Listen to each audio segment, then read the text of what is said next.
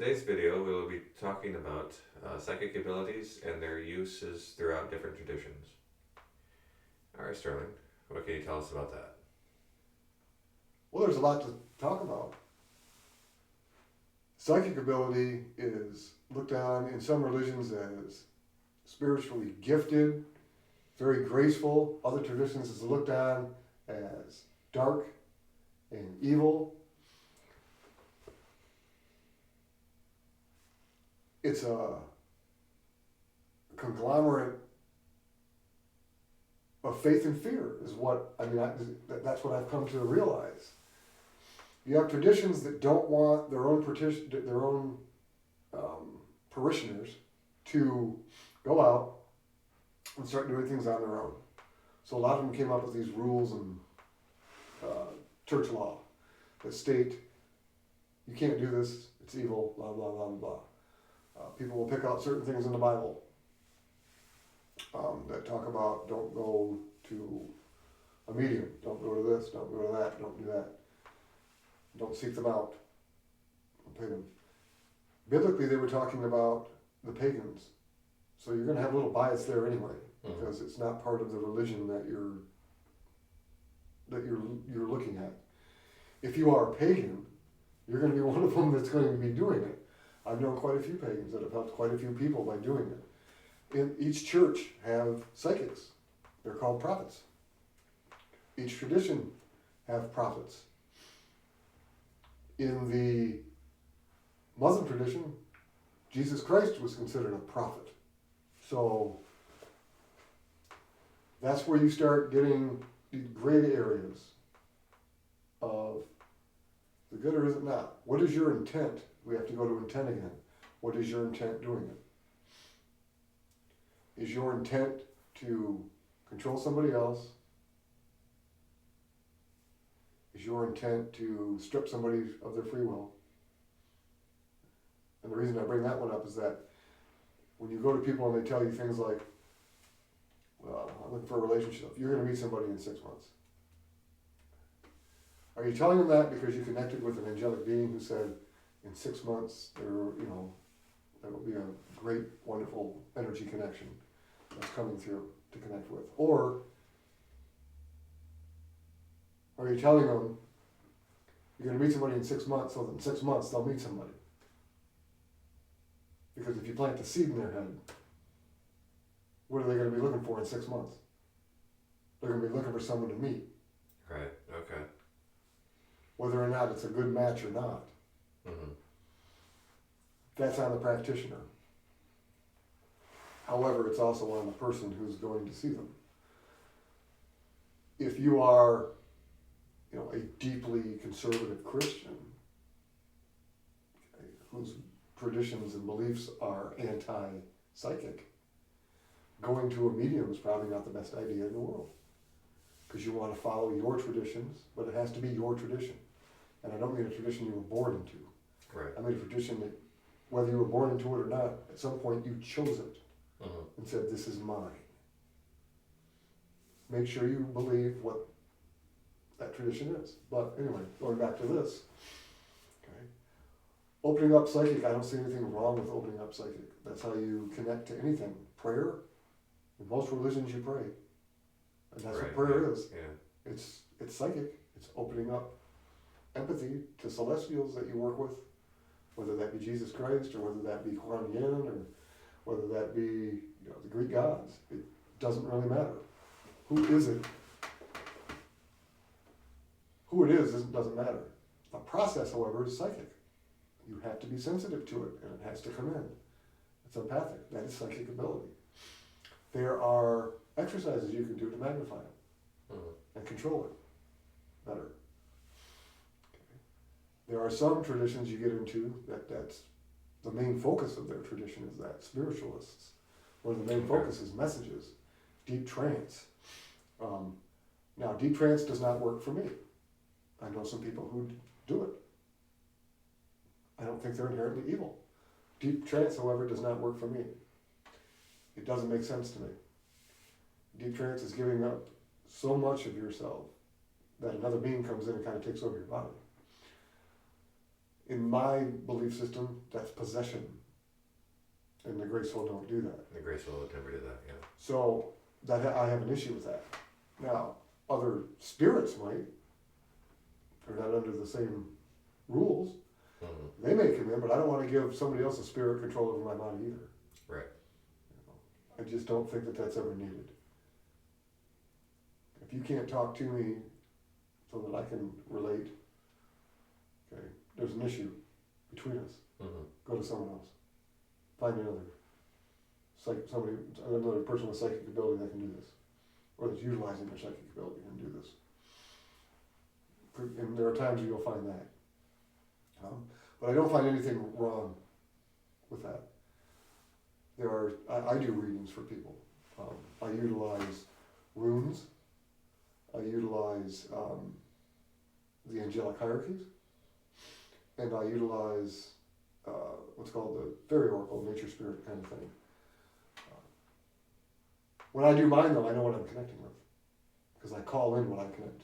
And you know that, the path this path, you call in particular beings that you work with. Right. You don't just sit there and go, who's coming in? You call them in. Right. So I don't do messages like other people do either. I don't, grandfather, father, I don't do that. I generally, this is from the order of the powers. This is from the order of the dominations or whatever order is connecting to me. A lot of times I will get personalized. This is from Sandalphon. This is, from Michael. Things of that nature that come in. But these are beings that I connect with a lot. Mm-hmm. And there are a lot of angels that I do connect with, graceful, that will come in. However, outside of that, I don't get a lot. Mm-hmm. And I don't want it. Right. I want to know who I'm connecting to. It can be like picking up a payphone, or not picking up a payphone, but calling a payphone in a random city and talking to whoever gets on they happen to pick up the other side of the line. I have no idea who they are. They could tell me they're Michael. How would I know? Right. Yeah. I didn't directly call on that the way that I call that energy in, so I don't know if that's who did it, if that's who I'm talking to. That's where Ouija boards and things have no place. They open portals so that you can connect psychically. The problem is they don't close the portal when you end a game. And depending on where you went, how many portals you've been opening, stuff still comes through. Oh man. Yeah, that's definitely not a good Some of it's going to be good, some of it's not. Right. But how are you going to tell? Mm-hmm. I haven't met anybody who's that. Oh, yeah, but every single time, no. The dark stuff is very deceitful, and that's where the fear comes from. A lot of this stuff wasn't just because of control. We want to control what you're doing. It was also fear. Don't do it because wicked stuff comes out. Right. And instead of putting together a program to work it, to maintain the control and protection, they just simply cut it out and say, well, they're, the ministers of their particular faith, you can go to them. Because they do it, they're controlled when they do it, and they know how to do it. And that's what a lot of traditions want. They want it that way. Okay. And I can understand that. If you have a huge amount of parishioners, like let's say the Roman Catholic Church, you can't keep an eye on all of them. So yeah, probably not the greatest idea to have to start teaching it to everybody that comes to church. Unless you're going to have a huge amount of problems. Yeah. So I can understand some of that.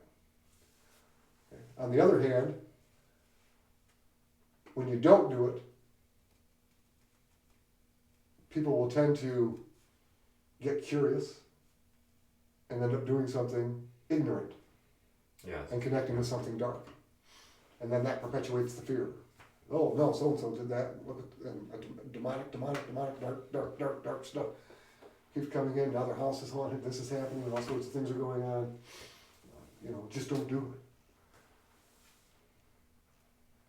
it. It's like anything else. It requires discipline and responsibility.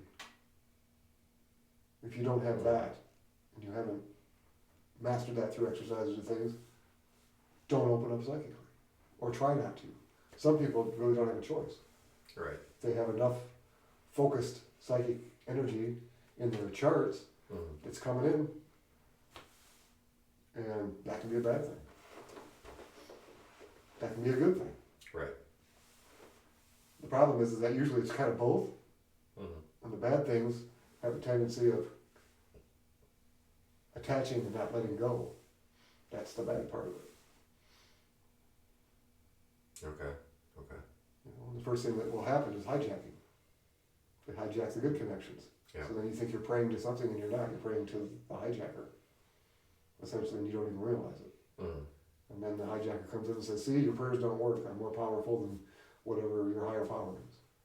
Well, that's not actually the truth. The truth is they hijacked the connection and pretty much cut the connection off and got in the way. Oh. So you there's no flow anymore. And then it's a matter of breaking that, opening up the flow again, Mm-hmm. bringing it in and then not reconnecting. Right. Because it's very easy to reconnect. It's like being in a bad relationship with someone. It's hard to get out of them, and it's really hard not to go back. And again, that's more Scorpio than it's going to be anything else. That's, Yeah. you know, you're attracted to something that's just inherently bad. Because you're used to it. Mm-hmm.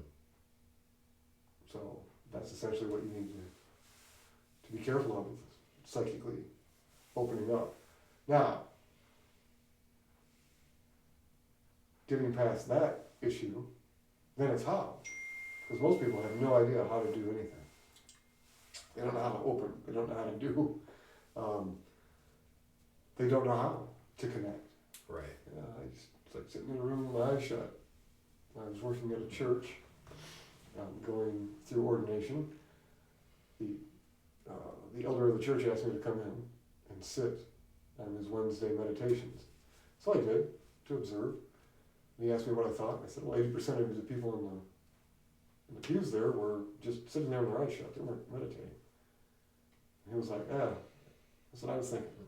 So he asked me if I could come up with ways to help. So I did. I went out and did a bunch of research and took a lot of different sources and came together and created what I call the fundamentals. And those are exercises to help through visualization, but at the same time they help connecting and controlling. Mm-hmm. Sensitivity. And they do go through sense enhancement, because the more enhanced your senses are, the better your psychic abilities are. Okay. Okay. As they pull in. Then you need to work on intuition, because intuition is the processing of what you're feeling, so that you can make sense out of it and understand what it's telling you. Otherwise, you're just a giant empath. So you go around sick people and you start feeling sick. Not really the point. You want to be around sick people and go, that person's sick, this is what's going on, and you want to be able to stop the flow, turn it, go from water, the sensitivity, to air, let it allow it to interact and process, so that you can understand intuitively what it means. And then go, okay, we need this, you need healing, you need whatever. And let's get going and let's do this. So you need to pray about this, that, and the other thing. You're having an issue here. You have a nasty connections to you from somebody. You never know. So I believe it's unbelievably important to develop your psychic abilities. Mm-hmm. But it needs to be a controlled program that you go through. Okay. A step-by-step process that teaches you protection and lets it in a bit at a time, so that by the time you get a full-blown, good psychic information coming in, you have all the controls on it Right. Right. to work with it without it harming you. But I don't believe it's inherently bad at all, because it's in every single tradition has prayer of some sort. Or sit down and meditate, connect to your higher self, same thing. That is also psychic. Because psychic ability is water, which is sensitivity. And that's what you're doing. You're becoming sensitive to your own stuff, your own energy. You're being to other people's energy and to other beings' energies. Mm-hmm. That's all you're doing when you're opening up psychically. That's all prophets did in the books. That's all it's about. So, very important process. You should do it. And again, there are easy practical ways of doing it. You know, there are exercises that use cards. There's exercises that use dice. There's exercises that use a multitude of different areas to open up, and it's working them. And again, it needs discipline to do them, just Right. like anything else. Mhm. You have to practice before you're going to get good at it. But that's what you need to do. And yes, I believe that it is very important to do that. Otherwise, you have absolutely no idea what you're doing. Mhm. Okay. Yeah, makes sense. Yeah. All right. Anything more than that? Not that I can think of off the top of my head. Okay. Well, thank you for joining us, and don't forget to like and subscribe. Thank you.